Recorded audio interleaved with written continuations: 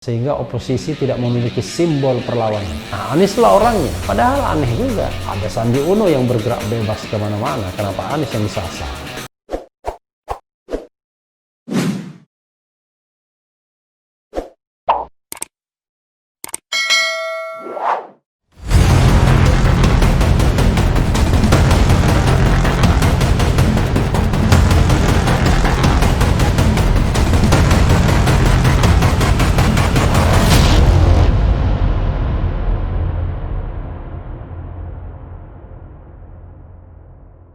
Assalamualaikum warahmatullahi wabarakatuh, Sobat RH sekalian.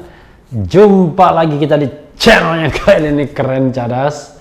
Kali ini masih edisi Anies Baswedan ya, Gubernur DKI. Ada tulisan dari mantan penguasa Orde Baru juga, dan juga di era reformasi ikut partai politik juga, dan sampai sekarang masih eksis, yaitu Fuad Bawazir. Ini luar biasa, dia bilang, nulis begini: Anies ditonjok, dikeroyok, dan ditohok, Anies makin populer. Kita bacakan ya, sebagaimana dilansir dari rmol.id. Gubernur Anies Baswedan ditonjok dengan tuduhan indeks saham anjlok di bawah 5.000 gara-gara DKI akan menerapkan kembali PSBB. Padahal hari berikutnya juga naik lagi, sebab naik turunnya indeks memang hal yang amat biasa dan cepat berubah-ubah. Lagi pula, selama pandemi corona, indeks juga sempat anjlok di bawah 4.000. Bukan cuma itu, sebenarnya sejak pandemi indeks saham turun, kurs rupiah turun, dan modal mengalir ke luar negeri outflow. Jadi kenapa ribut? Para buzzer bayaran juga serempak mengeroyok Anies. Semua yang melihat Anies sebagai saingan atau lawan politik seperti biasanya ikut menohok Anies dengan PSBB. Akhirnya jagat raya media sosial diramaikan pro kontra pemberlakuan kembali PSBB di DKI dengan warna menyerang maupun mendukung Anies. Serangan-serangan tersebut nampaknya semakin meningkatkan popularitas Anies sebagai tokoh yang humanis yang ingin melindungi rakyatnya dari bahaya COVID-19. Nama Anies menjadi semakin dikenal luas, bukan saja di DKI, tapi di seluruh Indonesia. Kalau di seluruh Indonesia sudah lama waktu jadi Menteri Pendidikan. Nampaknya Anies mampu melewati tekanan para pemburu rente dan buzzer orderan yang terbukti dengan lolos dan diberlakukannya PSBB baru meski syarat kompromi. Sejak awal pandemi corona, sikap pejabat pemerintah memang terbelah dua sesuai mazhabnya, yaitu mazhab yang lebih mementingkan ekonomi dan mazhab yang lebih mementingkan kesehatan. Luar biasa, seperti mazhab dalam agama ya, mazhab ekonomi dan mazhab kesehatan. Umumnya petinggi pemerintah pusat bermazhab ekonomi dengan dukungan kuat kalangan bisnis, sampai-sampai ada konglomerat yang bersurat ke Presiden RI untuk mencegah diberlakukannya PSBB di DKI. Yang kemarin ya, Robert Hartono, kita tampilkan lagi thumbnailnya ya. Para kepala daerah, dokter, dan tenaga medis umumnya bermazhab kesehatan. Ya, ID dukung Anies ya, dukung PSBB ID ya. Ridwan Kamil juga dukung, walaupun sempat mengkritik soal IHSG sebelumnya. Mungkin karena mereka lebih dekat dengan rakyat atau masyarakatnya, serta melihat rekan sejawat mereka tewas karena COVID-19. Mazhab ini pilih pain duluan, gen belakangan. Oh, maksudnya mazhab ini pilih pain ya, duluan, gen belakangan. Nggak apa-apa, pening sakit dulu, tapi yang penting untung belakangan. Benturan mazhab ekonomi versus kesehatan ini masih berlangsung. Lebih-lebih bila berhadapan dengan Anies Baswedan yang diasosiasikan sebagai bakal calon presiden 2024. Karena itu dimensi perselisihan tokoh pusat dengan Gubernur DKI menjadi semakin tajam, sebab selain perbedaan mazhab juga karena syarat persaingan politik menuju 2024. Jadi seperti yang kita pernah bahas ya, sosok-sosok 2024 sudah ancang-ancang, sudah pasang kuda-kuda saat ini. Jadi ada mazhab kesehatan, ada mazhab ekonomi, tapi ada persaingan 2024 juga. Relatif mudah melihat atau membedakan masing-masing mereka dari mazhabnya. Kepala daerah umumnya bereaksi dan gelisah ketika yang terinfeksi corona dan atau tewas meningkat. Sedangkan petinggi pusat gelisah dan bereaksi keras atau kebakaran jenggot ketika indeks saham tewas alias anjlok. Padahal pasar saham itu pasar elit, bukan pasar rakyat.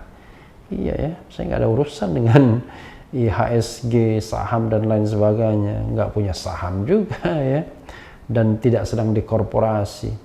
Pengikut mazhab dapat dilihat pula dari sikapnya dalam mengalokasikan APBN COVID-19.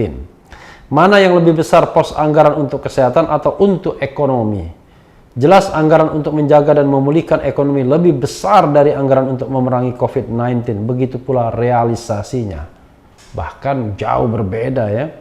Saya kira secara nasional pemenangnya adalah ekonomi. Seakan kesehatan hanyalah batu loncatan semata dan corona telah dimanfaatkan untuk dijadikan kambing hitam atas banyak kegagalan target. Saved by the bell ya. Blessing in disguise, tapi blessing in disguise dalam pengertian negatif corona jadinya ya. Ada alasan untuk mengatakan ekonomi stagnan, ekonomi mundur karena corona, padahal sebelumnya sudah terjadi.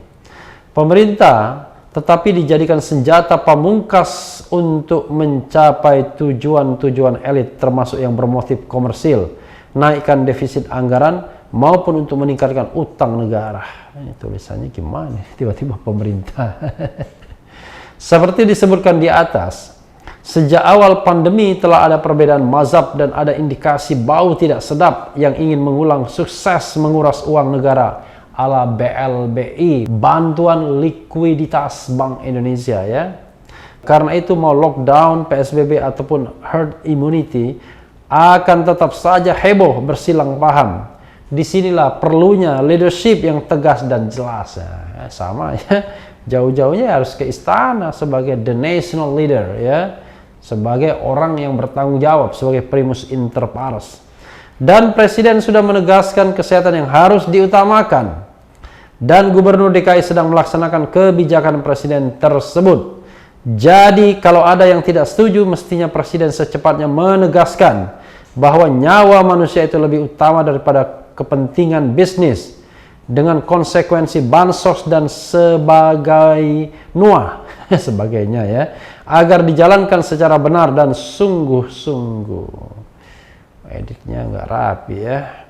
Ya sobat era sekalian, kalau kita lihat ya, memang ketika bicara tentang penanganan COVID di beberapa daerah itu selalu ditengarai, diwarnai dengan pro dan kontra. Terutama para buzzer ya, kita sudah bisa identifikasi namanya.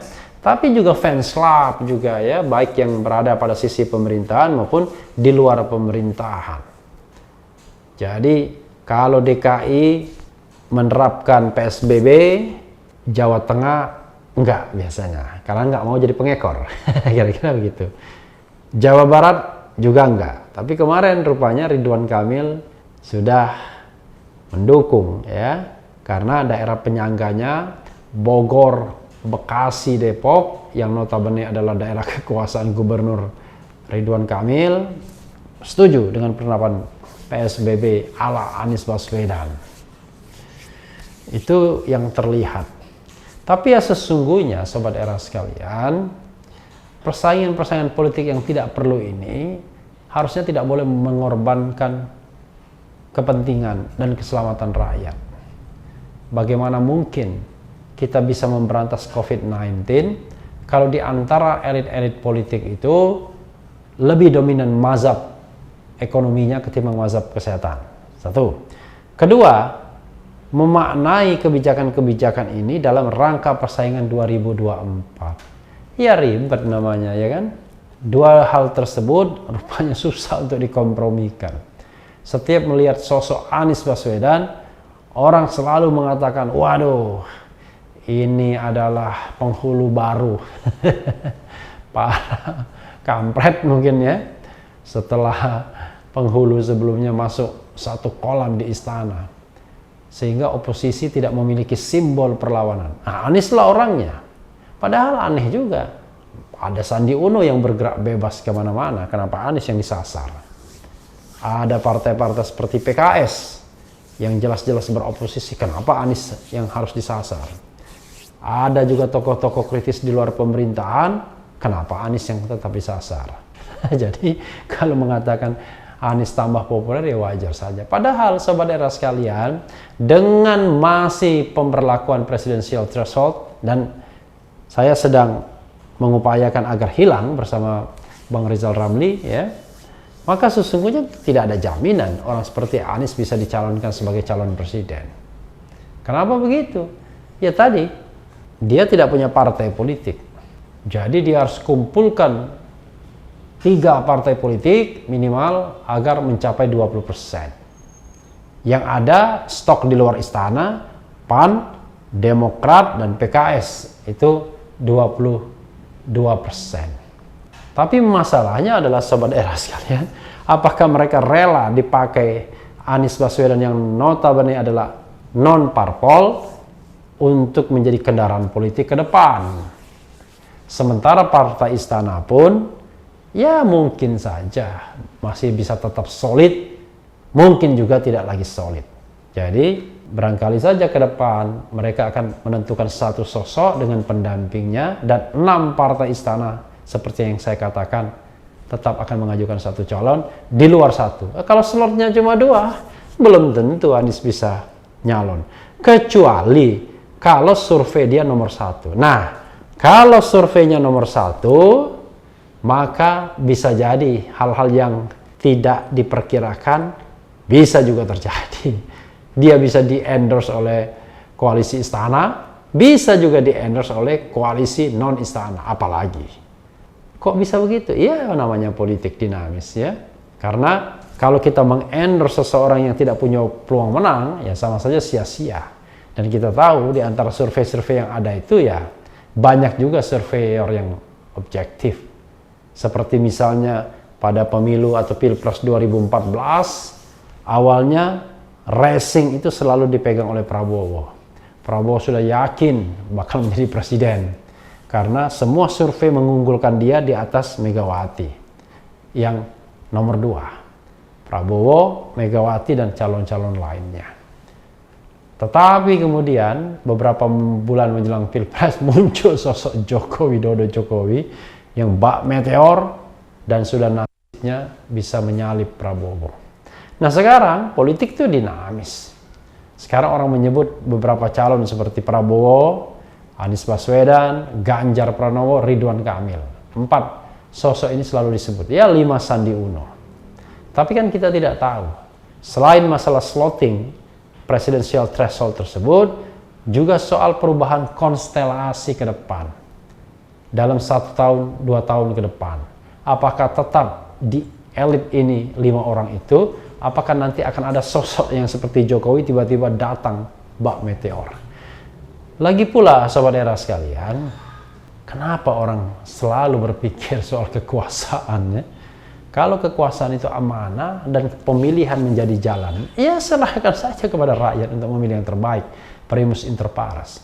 Tapi memang ini pemikiran yang utopis. Jangankan menyerahkan secara legowo siapa yang menjadi terbaik di antara kita. Yang jadi masalah adalah pintunya pun dikecilkan dengan penerapan presidensial threshold agar calon-calon potensial ini ditendang. Nah bukan tidak mungkin Anies kalau menjadi calon potensial ditendang juga sama kekuatan oligarkis yang menguasai politik Indonesia dengan kekuatan finansialnya. Jadi sobat era sekalian, kalau kita mau konsisten bahwa nyawa rakyat itu yang utama, harusnya pemerintah daerah dan pemerintah pusat bergandeng tangan membuat atau melakukan strategi yang jitu untuk menyelamatkan nyawa rakyat. Harus ada langkah-langkah yang berani, radikal, dengan perspektif kesehatan, bukan perspektif ekonomi sebagaimana dituduhkan oleh Puan Bawazir. Nah, dengan cara itulah kemudian kita harus berani menanggung segala risiko ekonomi untuk menyelamatkan nyawa rakyat. Toh, yang menderita itu para konglomerat. Tidak sampai pada perut mereka, baru sampai pada kemewahan-kemewahan yang mereka dapatkan selama ini. Dan kemewahan yang sangat besar. Karena itu, harusnya pemerintahan Jokowi, leadership Jokowi, tidak perlu ragu-ragu lagi. Jangan jadikan sekadar lip service. Ya, beberapa orang mengatakan, pernyataan Jokowi yang mengatakan bahwa kesehatan itu prioritas, itu lip service saja. Faktanya tidak begitu. Ya memang, kita tidak bisa melihat bahwa itu sudah terjadi. Oke, PSBB DKI didukung, tapi kan dengan beberapa pengecualian dan beberapa catatan dan beberapa kritik. Tapi langkah-langkah konkret untuk melihat bahwa penanganan COVID-19 first, ekonomi the second, itu belum terlihat. Jadi, sobat era sekalian, jauhkanlah persaingan politik 2024 ketika kita bicara penanganan COVID yang tidak lain adalah bagaimana menyelamatkan nyawa manusia Indonesia. Sudah banyak dokter yang meninggal, sudah banyak masyarakat yang meninggal, dan banyak juga yang menderita walaupun tidak sampai tercabut nyawanya. Mudah-mudahan ada kesadaran bagi elit-elit bangsa ini bahwa nyawa manusia jauh lebih penting dari apapun, bahkan dari urusan menjadi presiden sekalipun. Mudah-mudahan sinar terang akan menerangi kita hari-hari mendatang, ada kesepahaman sampai kita nanti berkompetisi lagi di 2024 secara fair competition mudah-mudahan. Tapi sekarang sudahlah, jangan mikir 2024 dulu, mikirkan bagaimana menangani COVID-19, dan yang penting tetap di channel ini, karena di channel ini Anda akan dirayu, ditipu, dibaperin, dicecar, diuber pula di jalur khusus. Karena channel ini adalah channel yang mengancam, memeras, dan membenci. Jangan lupa subscribe, like, comment, and share. Cheers!